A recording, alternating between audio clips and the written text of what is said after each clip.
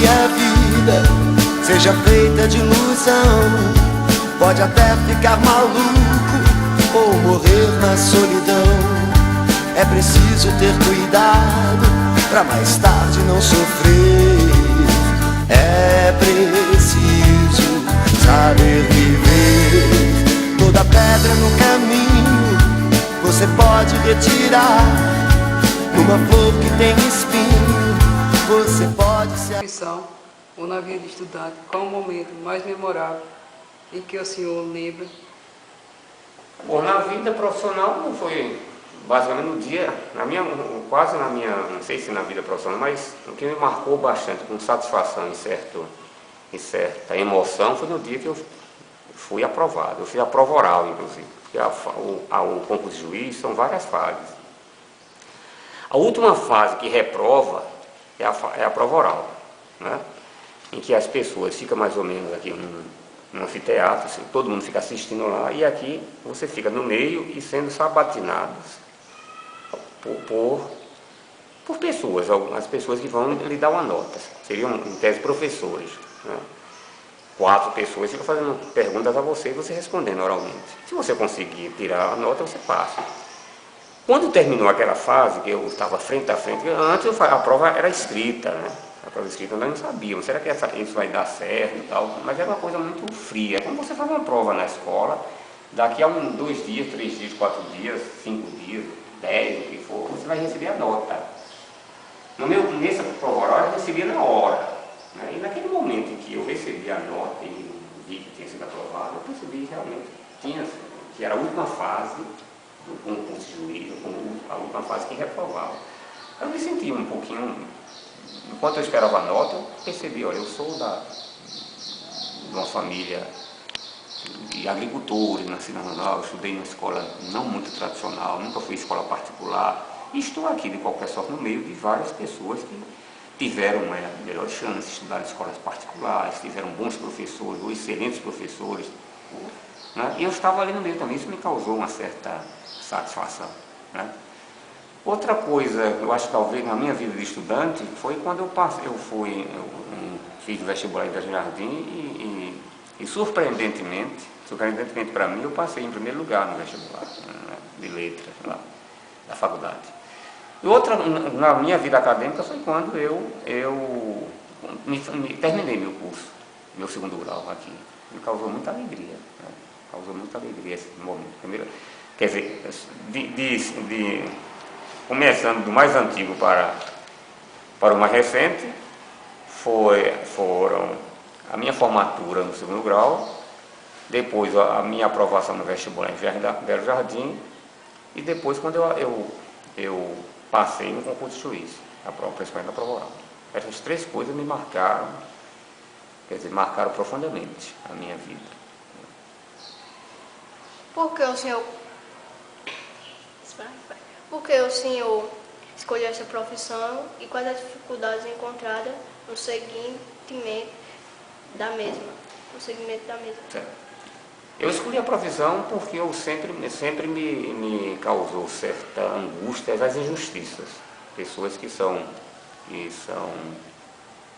que buscam o direito e não conseguem, né? No Brasil, no país em que a gente vive, essas coisas acontecem aos milhares de pessoas que são injustiçadas e não há ninguém que repare por elas. Então essas coisas sempre me chamaram a atenção, né? Esse senso de justiça, de dizer assim, olha, essa pessoa tem razão e essa não. Isso me levou muito a escolher a profissão de juiz, né? O sentimento de fazer justiça, de aplicar o direito, de procurar aplicar a lei àquelas pessoas que realmente necessitam, tá? Principalmente as pessoas mais pobres, mais humildes, que não tem a quem recorrer, senão ao Poder Judiciário. E as dificuldades que eu tive, primeiro, a ter de me afastar da família para ir para um lugar distante para iniciar minha profissão. Eu morava na época, quando eu assumi, eu morava no Recife, com minha família, meus filhos no Recife, estudando lá, e eu tive de trabalhar numa cidade a 620 quilômetros de distância. Isso aí foi uma dificuldade que eu tive. Depois a própria estrutura do judiciário, hoje que não tem muitos servidores, muitos funcionários para trabalhar. A dificuldade que eu tenho enfrentado é essa. Em termos de profissão mesmo, de aplicar, eu não tive nenhuma dificuldade. Né? A dificuldade mesmo foi ordem mais material, né? Matéria de humano, material humano que não tem suficiente. E a outra é ficar distante da família, né? Da minha esposa, dos meus filhos. Isso me causa uma certa preocupação. E também todo juiz tem que passar por essa, tem que ficar um pouco afastado, tem que exercer a profissão normalmente longe da família. Né? Essas são as principais dificuldades que eu tive. Com relação à educação, que conselho o senhor daria às centenas de jovens que assistiram esse documentário? Eu diria que o jovem deve continuar estudando, porque eu acho que a educação ainda é o principal motor de mudança. Né? Eu acredito em mudanças, em transformações no mundo. E eu acho que essas transformações vêm através da educação. Né? Agora, a educação, que o jovem deve ter educação, não é uma educação, como dizia Paulo Freire, uma educação bancária, uma educação que o professor chega, entrega e você aceita. O jovem tem que ser um pouco mais impaciente com quem recebe. Ele deve questionar o que é ensinado a ele. Então, o que eu digo é que estudem sempre, sejam aplicados, sejam disciplinados no estudo, que a educação é através da educação que as mudanças ocorrerão. E eu digo também que os jovens devem ser sempre questionadores com a educação.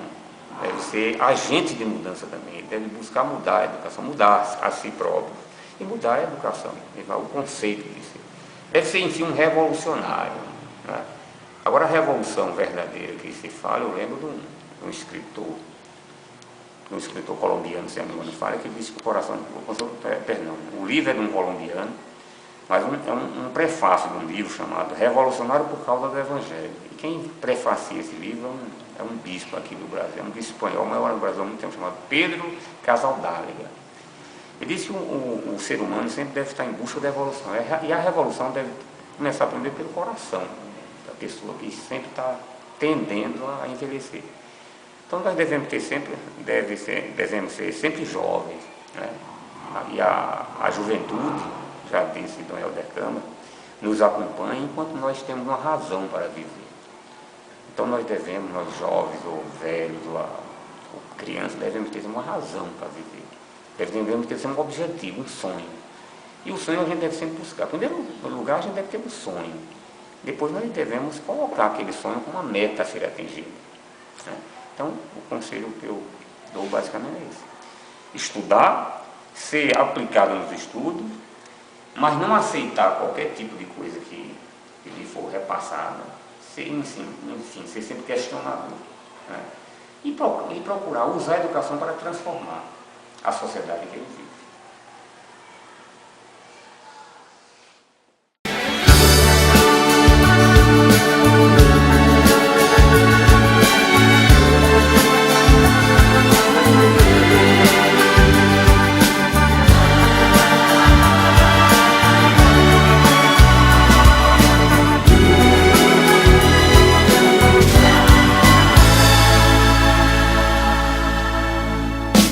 Quem espera que a vida seja feita de ilusão